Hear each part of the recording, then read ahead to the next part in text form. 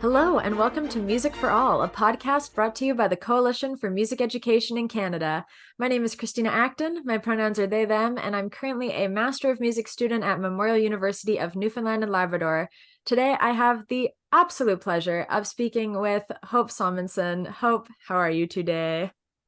I am wonderful, Christina. I'm sitting here outside the Vancouver Public Library um, because I was out doing errands today. So my office is Homer Street.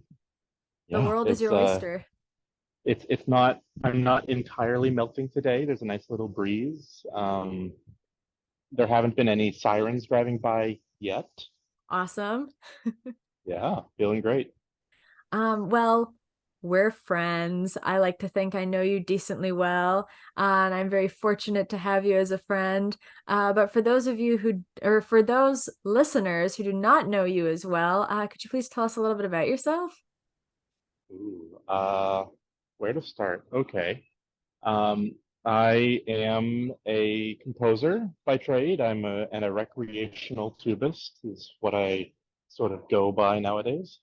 Um, and I'm currently studying for my master's in composition at the University of British Columbia.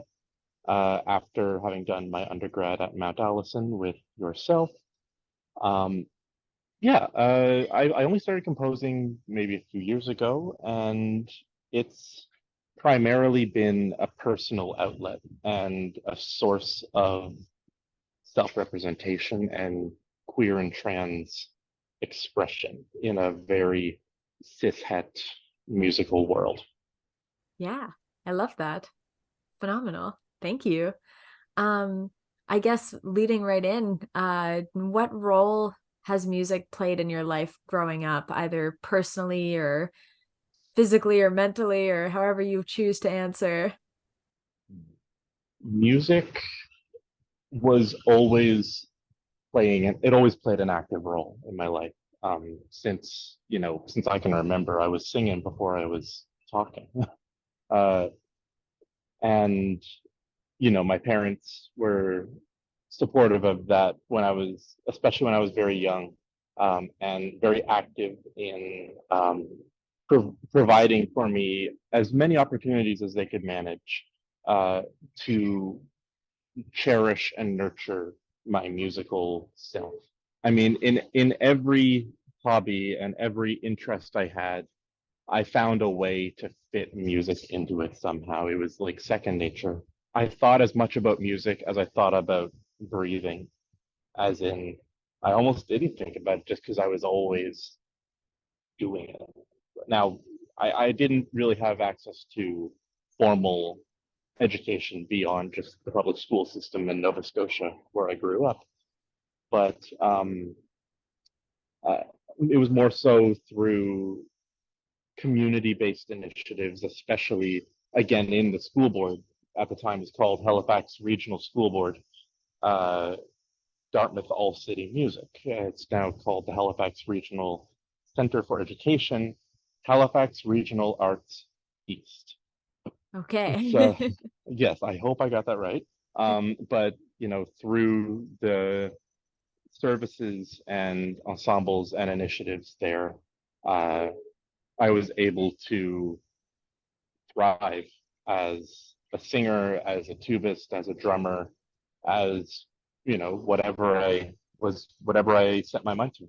Yeah, that's wonderful. I love that. Was there a specific moment or maybe like multiple moments throughout your life where you felt like you first really knew that you wanted music to be part of your career?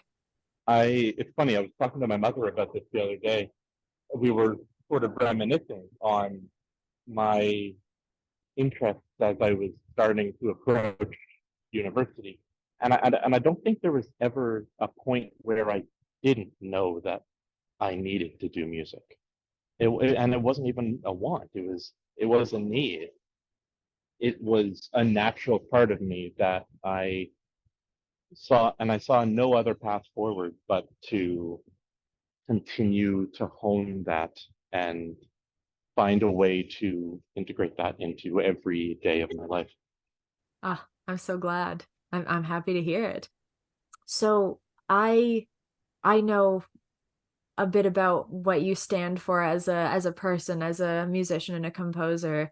So I have a funny feeling I might have a little bit of a sense of how you may feel towards this question.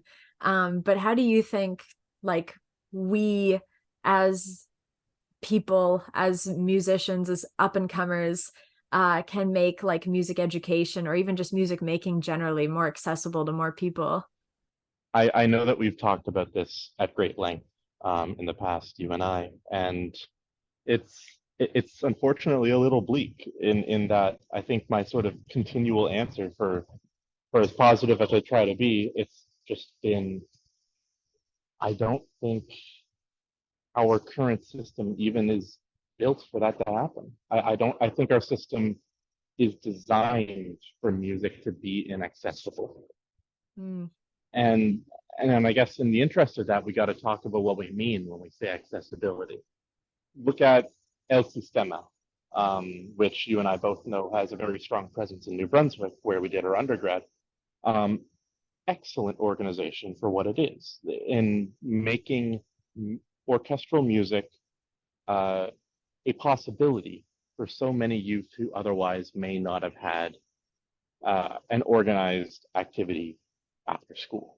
Hmm. Um, as a way to encourage them to apply themselves and to work as a team while building musical skills. And this is all well and good. And I think what they're doing is formidable. But at the same time, what is it specifically that they're building up? Hmm. It's usually an adherence to more traditional approaches to orchestral uh, music ensembles. Hmm. Um, with this complete with the same, you know, repertoire choices, the same role that we often play in the ensembles as uh, performers who, shut up and follow the conductor. Hmm. Uh, it's yes, we've made the act of playing in an orchestra more financially accessible and perhaps more physically accessible by having it in New Brunswick, where it's, lower median income uh, and more challenges to be able to afford these sorts of programs. So yeah, it's accessible in one regard, but I think there are a lot of people who would look at that and say, I'm not seeing an access point as, a young queer trans person, Hmm. especially, right? For sure. As a marginalized body in this space, you've just made it more affordable for me to be in a space where I don't feel welcome. Hmm. And and that doesn't fall strictly on El Sistema. They're one of many examples of the same problem occurring nationwide and worldwide of these spaces not taking an active role in representing.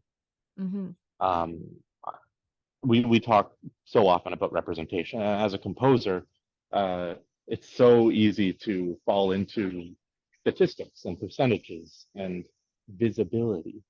Hmm. Every time, if I have a piece on a program of 4 pieces, then that program is at least 25% trans composers, which Hmm.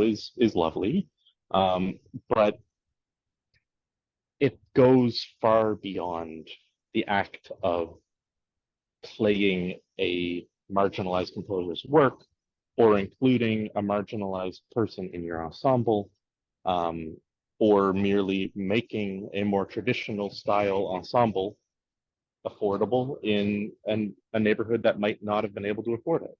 Hmm. It's it almost begins to solve the problem. Um, I, I'll never say that's worse, but it begins to solve the problem just enough that we can have a little bit of optimism and a little bit of belief that things are changing. But we've been representing trans composers on stages. We've just about every orchestra in the world has done something by a black composer or a woman composer in the past 3 years, but we don't see the environment changing. We don't see people actively reporting that they've been feeling more safe and more welcomed. So the hypocrisy is showing, and the half measures are really not cutting it. So, Absolutely. how do we make it more accessible, especially more accessible to more young people? Complete overhaul. Mm, That's the long and short, is complete overhaul of the way that we think about music ensembles, music education, and the act of creating music in an organized environment. Put the people first, and the people will come. yeah, absolutely. It's really nice talking to you after talking with Dr. Dylan Maddox, because one of the things he talked about was how a lot of his research has been in servant leadership, and essentially like this idea of like putting the people first, and seeing your role as like a leader of an ensemble, not as a leader, but as somebody who serves the people in the ensemble. Um, Really fascinating, interesting stuff.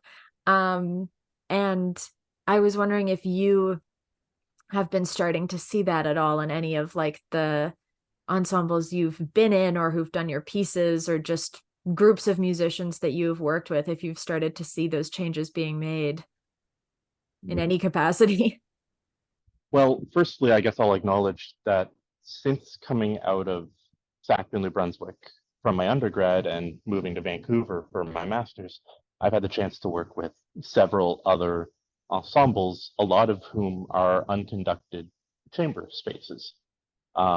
So the approach to leadership there is entirely separate. Like right now, for instance, uh, I'm participating in CompoCon, which is a program led by the Standing Wave Ensemble, PRO sextet, so flute, clarinet, violin, cello, percussion, piano, um, and they're unconducted. It's the six of them together, and they lead by making choices together, democratically, and seeing that in the rehearsal space has been really eye-opening as far as how we can approach that. When we're talking about conducted ensembles, that's where we get into this idea of servant leadership, because there's still somebody at the helm of the ship, but they are trying to lead through a providing lens rather than a asking lens. And I've definitely seen that, right? Um, in several youth-based ensembles that I did in high school, there was an approach that I saw basically asking the ensemble what it is they want to achieve. Uh, be that, you know, how hard do we want to push on rep this year?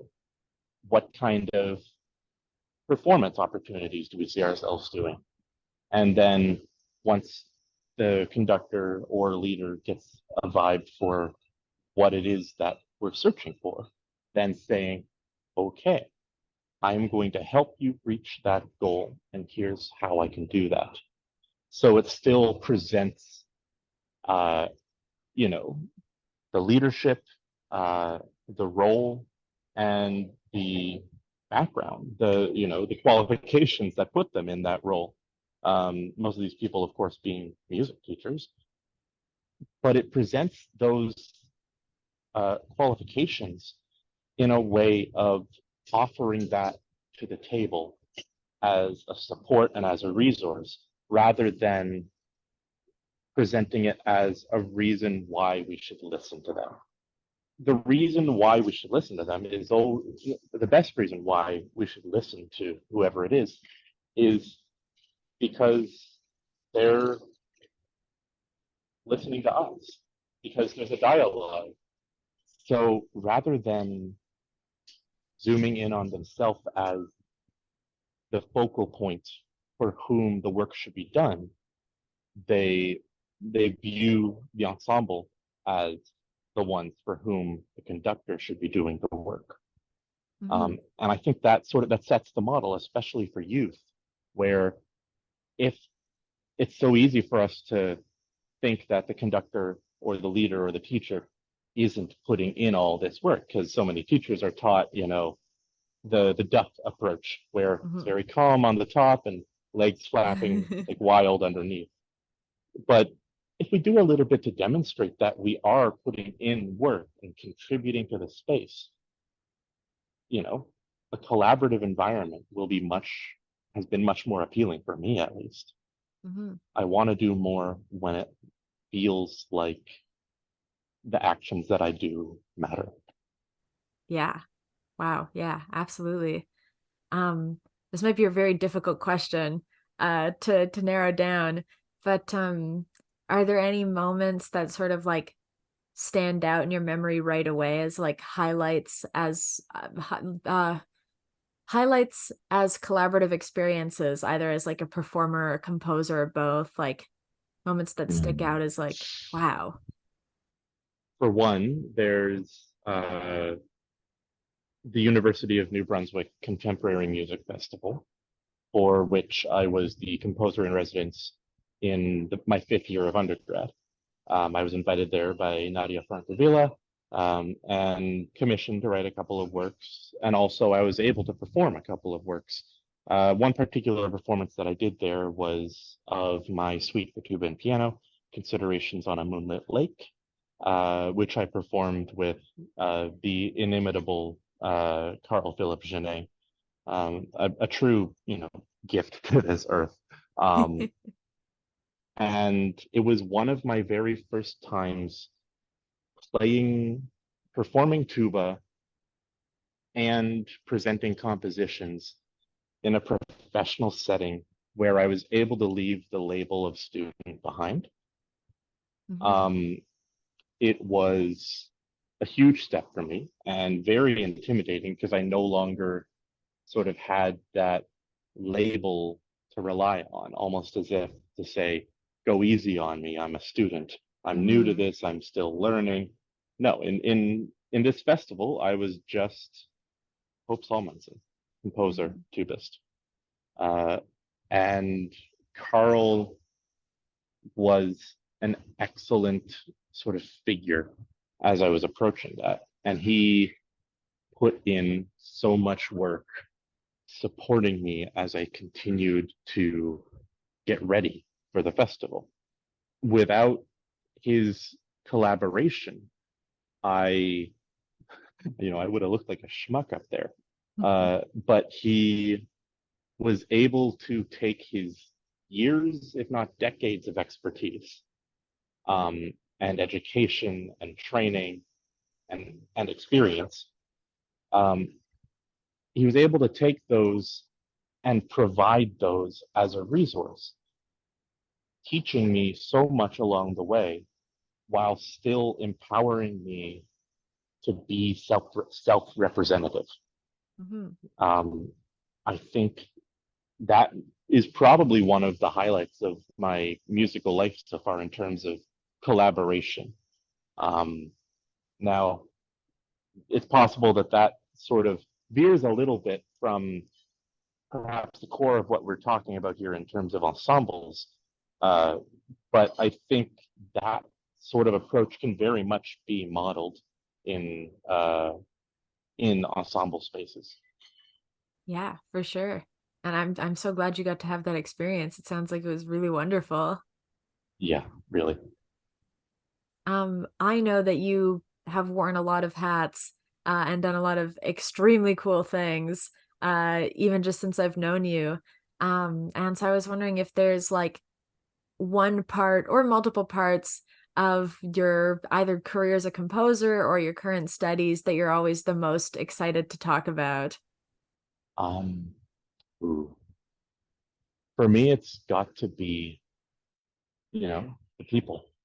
Uh, you know very well that for me, music is almost, if not entirely, about connecting with other people through a shared passion.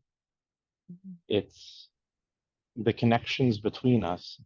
That's what makes an ensemble instead of a group of performers.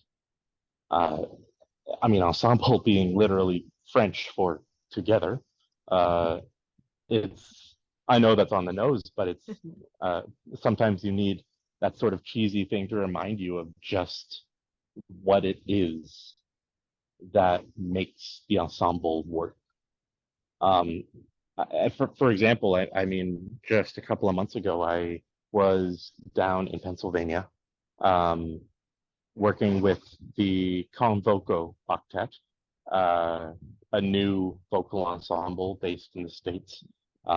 They were premiering my choral setting of Ubi Caritas et Amor, um, which was commissioned by the Women's Sacred Music Project in collaboration with the Wildflower Composers Festival. Um, and I could talk at length about each of those groups of people, I swear. But for now, I'll talk about the highlight. Uh, you'd think that the highlight might have been the performance, sitting in that beautiful hall, listening to, these singers who really put the work in to bring this music to life. Um, but the highlight for me, without a doubt, was, an hour before the performance happened, where we were sitting in a room together, and it was in a church, and this was like the Sunday school room, I think. So like there were like kids imagery and like preschool sized chairs and a couple adult sized chairs. Um, and we were sitting there, the eight singers, a couple guests, and myself. And before anybody even pulled out a music folder, we just sat down and took a chance to chat about what the music means to us and why we are all in this room in Pennsylvania getting ready to sing this new piece of music. Mm-hmm. I learned more about choral setting and choral writing sitting in that room with that octet than I could ever learn from reading a book or taking a course. Because when you're writing for a group like that, you're not writing for choir. You're writing for all of these individual people coming together to make that sound. Mm-hmm. And that's philosophically really guided a lot of my writing, both instrumental and vocal. Um, I and I think it's led to me, writing more idiomatic stuff because I care about I care about the people. Doesn't matter about the notes and rhythms. What matters is, am I making somebody feel empowered when they go out on that stage and start to play or sing? Mm-hmm. Um, so it all comes back to the people. And and I mean, that experience with Convoco, easily one of the highlights of my master's so far. Incredible. I'm so glad. Um, you've talked a little bit about like being a tubist and a composer. And I was wondering, when did you start to get really drawn towards composition, as opposed to like, was there ever a moment where tuba performance was the main focus? Or were you always sort of drawn to composition? It's funny. I went to, well, back in high school, uh, early high school, I wanted to be a voice major. I wanted to sing, and you know that I still wound up singing in choirs at the very least. Um, I greatly enjoyed expressing myself through voice, but in high school, I also came to the realization that I was trans. Um, and upon coming out, I was hit with this uh, serious insecurity, fearing that, you know, there wasn't going to be a space where I could both authentically be myself and uh, honestly approach a music degree in voice.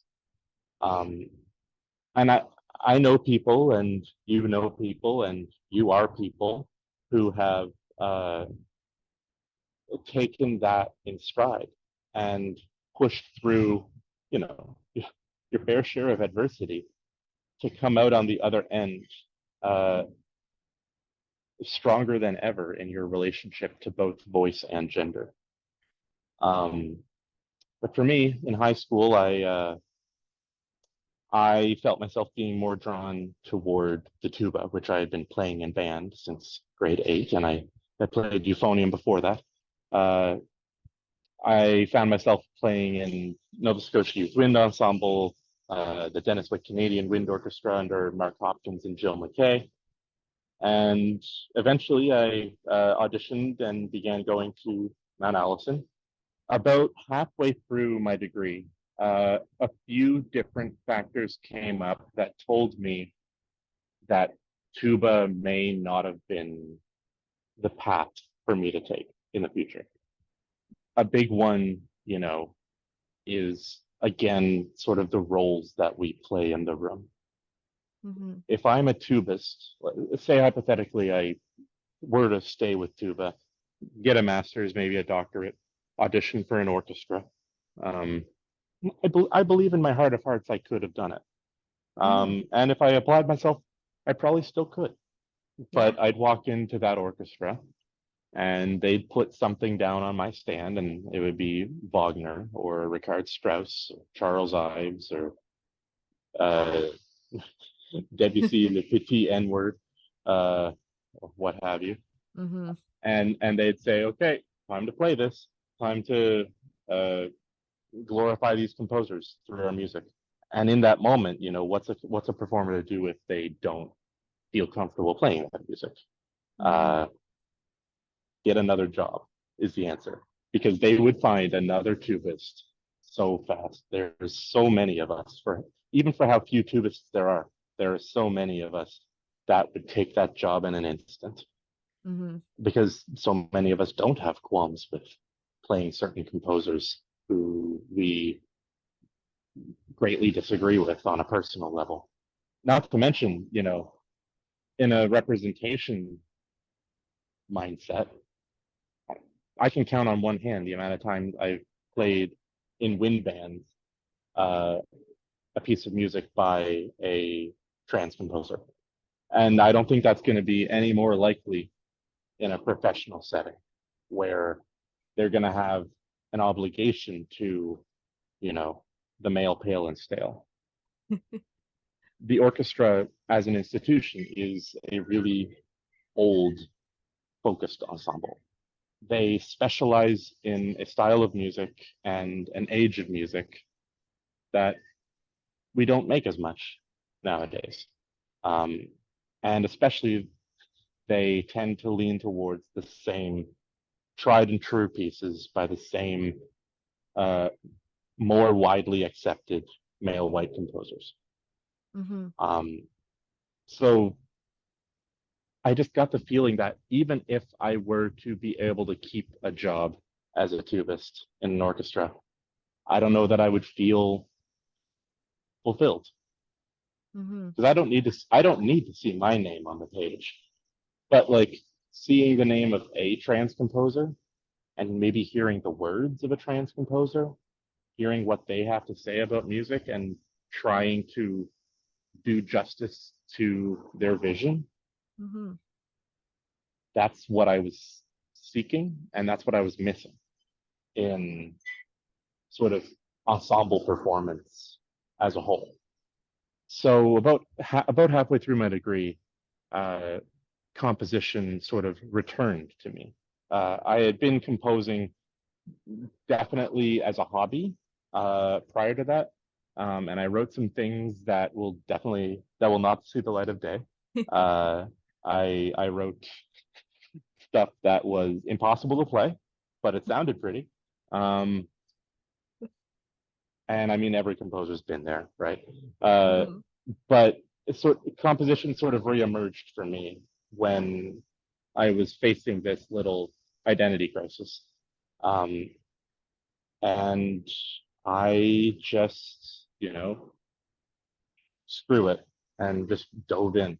And I never looked back. I just started writing more and more. And as you know, sort of finding whatever opportunities I could in the local vicinity of Mount Allison.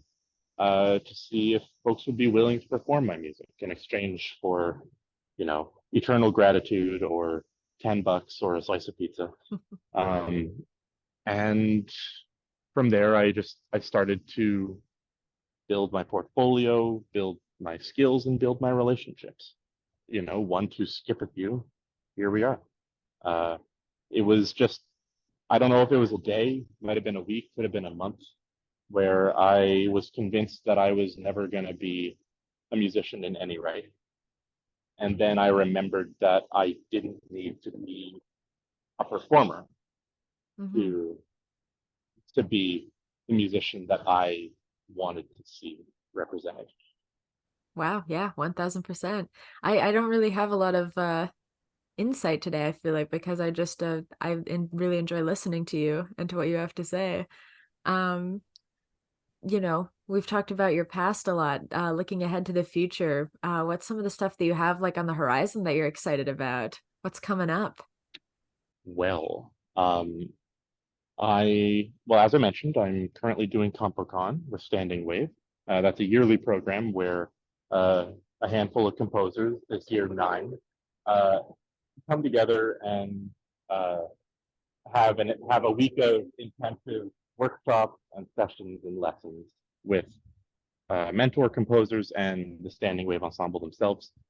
And then over the course of the next few months, we all work on pieces which the Standing Wave Ensemble will premiere. So I've started with some sketches for that piece, which I'm looking forward to having performed in February. I'm also, taking on a bunch of new composition projects as I enter the second year of my master's. I know for a fact I've got something on the horizon for clarinet, harp, and string quartet, which seemed like a fun ensemble. Yeah. And I mean, that's the beauty of being in a university space, is you find people who are actively looking for things to perform. And they're willing to come together and, collaborate on things, which is just such an honor every time I do it. And then I guess the big one right now would be my consortium. I am currently running a consortium with major assistance from Christopher Keach and Margaret Hopkins to commission the wind band version of Snowscapes, my double trumpet concerto. Christopher and Margaret commissioned that last year, and I wrote it for 2 trumpets, 1 doubling flugelhorn, and piano. They premiered it at Christopher's recital, and it just seemed like an obvious choice to orchestrate. So yeah, I'm starting to plug away at that, and sharing as far and wide as I can to see about getting my music in people's hands, which is again what it's all about. Yeah. Oh, that's so exciting. This might be a little bit of a silly question, but I keep meaning to ask, and now seems as good a time as ever. What is a consortium? What is a consortium? That's a very good question, Christina. A consortium, broadly speaking, is a commission for usually a larger scale work.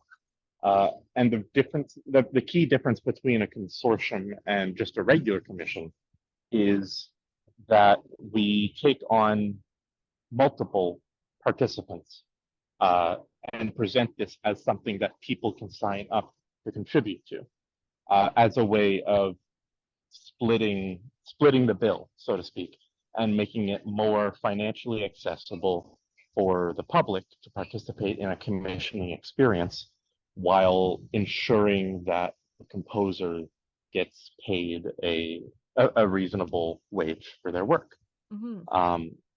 Yeah, so the way it works in my case is we have a buy-in fee that anybody can join, be they a conductor, a trumpet player, so on and so forth. they can join, and they will reap all the benefits typically associated with a commission, along with all the other members of the consortium. And in exchange for sharing those benefits, uh, buy-in is a lot more affordable than it would be if one person alone was taking on such a massive commission. I Mhm. mean, in this case, being a 20-minute piece for Wow. wind band. A concerto, it's no joke. It's a big thing. Yeah. And this is a way of making sure that we can still get these kinds of works in the world without anybody having to take out a second mortgage to finance it. Cool. That's wow, that's really, really exciting. And thank you for the definition. I appreciate it. Of course. Hmm. What shall we talk about next? We're rapidly coming to the end. The time always flies when I'm talking with you. But I think I want to ask you my little silly one before I ask you my big think closer. And my little silly one is, what are you listening to right now? What music are you into right now of any genre variety? Right. I find myself always going back to the same few folks. And they are musicians who have really informed not just the way that, uh, not just the kind of music I listen to, but the way that I think about music. Those would be T. Thomason, um, based, I think, primarily in Halifax. Hmm. Beverly Glenn Copeland, of course, my friend and yours, based in Sackville, New Brunswick, but everywhere nowadays. Yeah. Um, and more recently, I've been checking out a band from here in Vancouver called Kitty Prozac, a trans-led, almost like I think they said bubblegum punk band. Oh, incredible. Um, it's delightful. I've been listening especially to their album, None Shall Be Afraid, and it's just entirely building on Jesus Loves Me, This I Know, but with the sort of key title piece being Jesus was a trans girl, this I know, for the Holy Bible tells me so. It's um Incredible.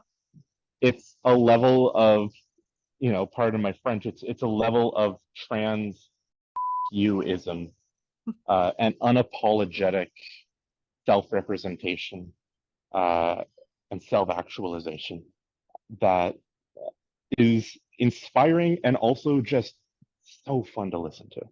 I bet. That sounds incredible. It's delightful. I feel like um a lot of the like trans musicians who I follow regularly who are more like pop isn't necessarily the right term, but like pop culture or mainstream are they generally tend to be softer. And there's nothing wrong with delightful soft trans music, but I think I need to get more um angry screw you trans music into my life as well. Mm.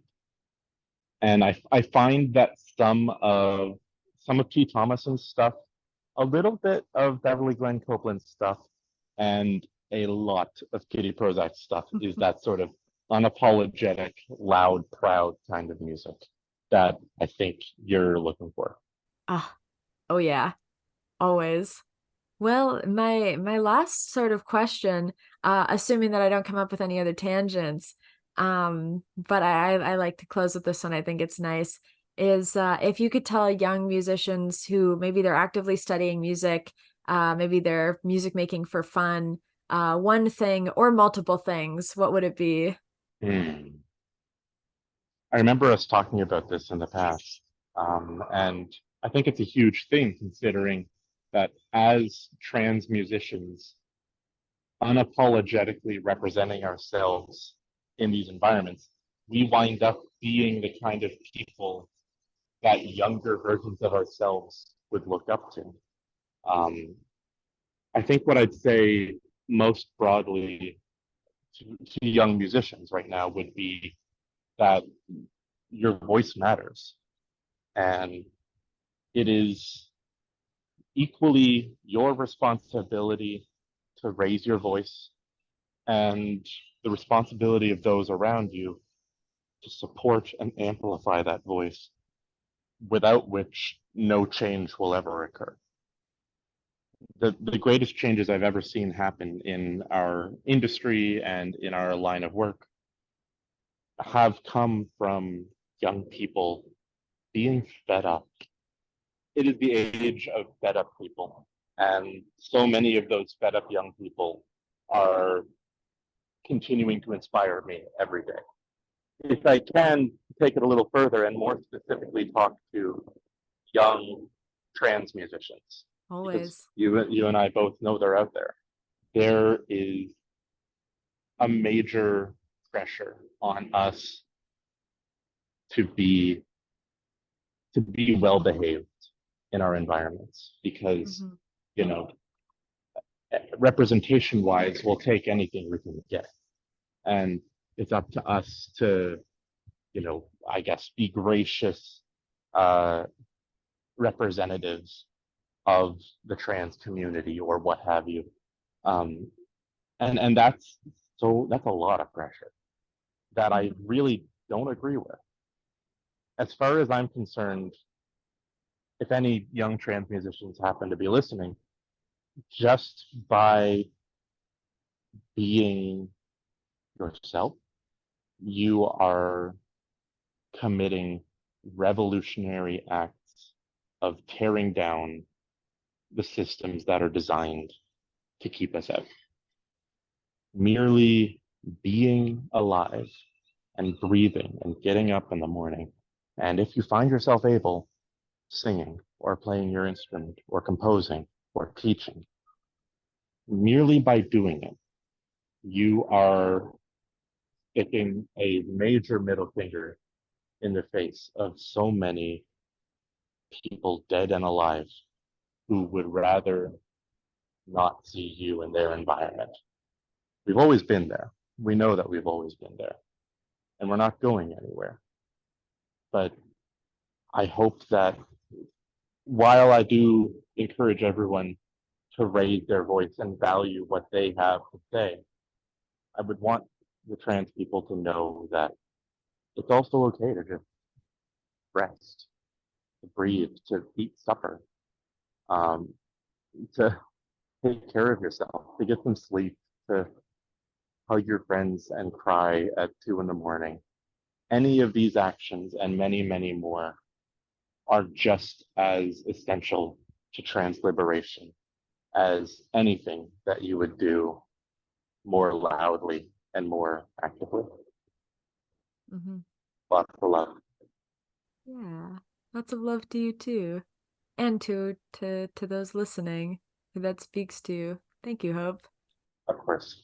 I feel a little silly now segueing into a self promo, but hey, you deserve it. And everybody should be listening to you so much more often than we have the time for here tonight. But please, I know you've mentioned upcoming stuff already, but plug your social medias, plug stuff that you want people to follow you on and know about. Okay. Well, if anyone out there listening is a fifth conductor of wind band, and wants to help support a trans woman and help her be able to afford pizza after this interview, my consortium is up. It's active until I want to say March 20th, 2024. You can find information about this and much, much more at my website, hopeariamusic.com, as well as various social media platforms under the name Hope Aria Music. That is my real middle name. I didn't choose that middle name thinking it would be good for business someday in the future.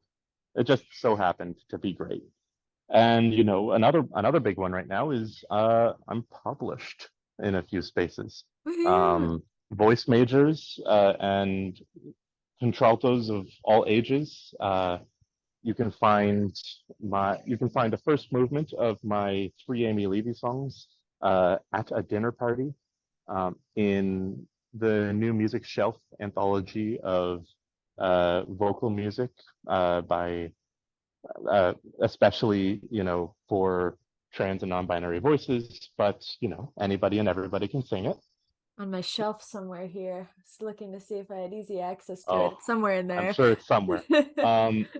Trumpet players and trumpet teachers, I've got a suite of 3 beginner to intermediate pieces inspired by this tattoo of Reginald the Toad Jester. You can Incredible. find that through Diversify the Stand and the Royal Irish Academy of Music in a book that they call Resounding Progress, where I'm one of 4 composers, maybe contributing a little bit more fun and definitely a lot more representation into the trumpet canon. And the newest one, I'm like actually published through Two Bridges Music Press down in Oregon. Oh my gosh. Um, yeah, as of this interview, I've got 1 piece up there, Industriana, my saxophone quartet from undergrad. But I have several more coming soon Wow. for all sorts of different solo and chamber instrumentations, and probably more in the future. So I think those are the big ones. I don't think I'm missing anything. That's so exciting. Holy smokes. That's so cool. Oh, it's surreal. I still can't get over it. That's incredible. Well, that's great because I'm starting a music teaching gig in the fall and I was already planning on bringing my Trans and Non-Binary Voices anthology with me, and now I can keep buying your music for my future students. Yeah, for all your trumpet students. Oh yeah, you know me. I love to play trumpet. I know so much about brass. Well, that's so exciting, Hope. Thank you so much for chatting with me today. It's always a pleasure. Absolutely ditto. It is always a joy. And thank you, listeners, for tuning into Music4All, a Coalition for Music Education in Canada podcast. I have been Christina. They have been Hope Salmonson. And here's hoping you add a little music to your life today. Goodbye.